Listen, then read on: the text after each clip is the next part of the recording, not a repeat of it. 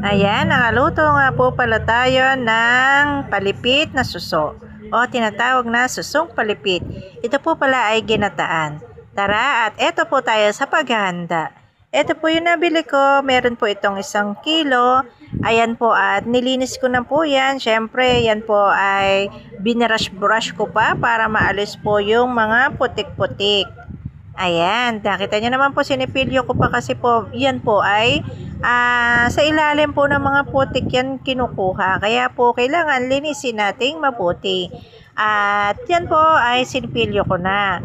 At syempre dahil gusto ko may gulay, pumitas po ako ng dahon ng malunggay. Ayan, syempre ilalagay po natin dito yan sa susong palipit. Ayan, o diba ang sarap-sarap nito dahil mahilig ako sa gulay. At syempre, eto na nga po, nilinis na natin yung suso at syempre tanggalin natin yung mga sungot sa dulo, yung mga matutulis. At eto, nalinis ko na siya at natanggal ko na po lahat ng sungot at hinugasan ko ng mabuti. Tara, at ready na tayo sa paggigisa. Lagyan na natin ito ng mantika, syempre luya, at kasunod po ng luya ay bawang. Ilagay po natin ang bawang, sibuyas. Ayan, gisa-gisa lang po tayo mga lalabs. At syempre, lagyan natin ng kaunting bagoong. Ayan, para may pampaalat tayo. At syempre, dahil nagisa ko na, ilagay na natin itong mga susong palipit. O, di ba nakakamiss to mga lalabs dito sa mga probinsya ay uso ang mga ganitong mga suso-suso. Ayan, masarap ito kasi susong palipit. Meron pa yung mga suso na ano ba yun? Yung parang bilog mga lalabs, nakakalimutan ko yon. At syempre, lagyan na natin yan ng konting tubig.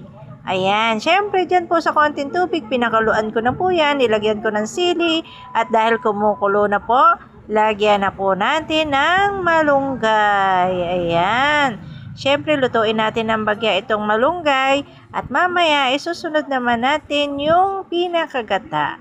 Ayan, dahil ito ay papaluto na, syempre ilagay natin yung gata. Ayan, sa huli natin ilagay para mas malasa.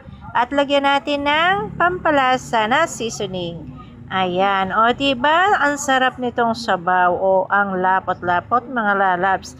Syempre pakuluan nyo lang po yan hanggang sa maluto lalo ang ating suso at yung ating gulay. Syempre nilagyan ko yan ng sili para may konti namang anghang at pampagana sa ating pagkain. Ayan, o diba ang sarap.